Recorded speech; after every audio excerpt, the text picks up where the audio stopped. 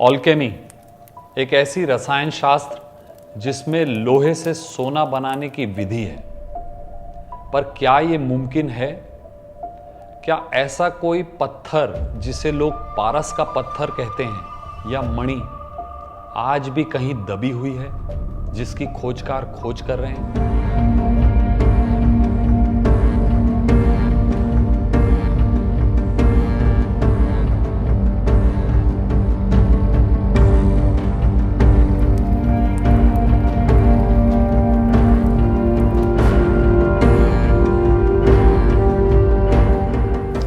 ऑल्केमी दो रूप से की जाती है।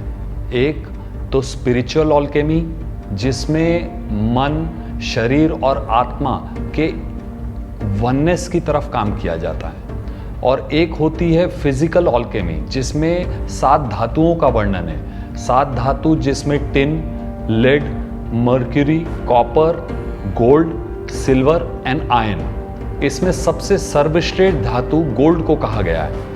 तो कहा जाता है कि लोहे को सोना बनाने की जो विधि है वो ऑल्केमी से की जाती थी। ऑल्केमी शब्द से हमें एक किताब का ध्यान आता है, द अल्केमिस्ट। अल्केमिस्ट एक ऐसी किताब है जिसने 65 मिलियन कॉपीज बेची और 80 अलग अलग भाषाओं में इसको ट्रांसलेट किया गया। कहा जाता है कि यह दुनिया की सबसे प्रसिद्ध किताबों में से एक है। इसका एक ही मतलब है कि आप जो चाहते हैं वो आप कर सकते हैं, या जिस चीज को आप बदलना चाहते हैं उसे बदला जा सकता है।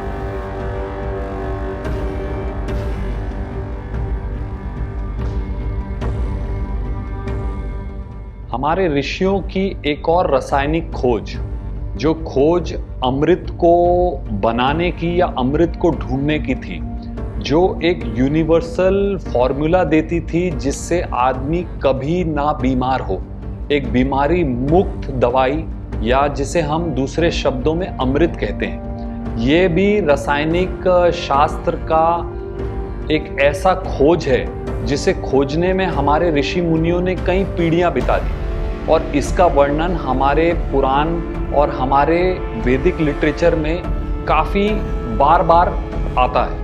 हमारे भारत के इतिहास में एक पारस के पत्थर का वर्णन है। पारस का वो पत्थर है जो राजा राय सिंह के पास हुआ करता था। राय सिंह का किला मध्य प्रदेश की सीमाओं में आता था।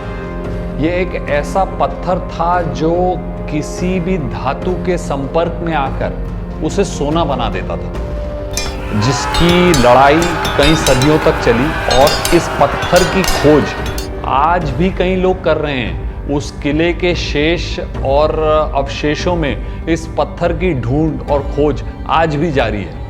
अगर आज के मॉडर्न साइंस के हिसाब से हम पुरानी वैदिक ऑल्केमी को कंपेयर करें तो हम जानेंगे कि जो 7 धातुओं का वर्णन है, जिसमें लेड एक ऐसा सब्सटेंस है जिसे आज की मॉडर्न साइंस ने न्यूक्लियर रिएक्शन के द्वारा गोल्ड में कन्वर्ट कर दिया है। सोने में लेड को कन्वर्ट किया जा सकता है, बदला जा सकता है। इसका ये मतलब है कि जो हमारा वैदिक लिटरेचर जिन बातों पे रोशनी डालता था, आज वो मुमकिन है। इसीलिए पुरानी कोई भी बात को नकारना नहीं चाहिए। इसे समझना चाहिए कि इंसान की अभी भी बहुत सी ऐसी चीज़ें हैं जिनकी खोज बाकी है।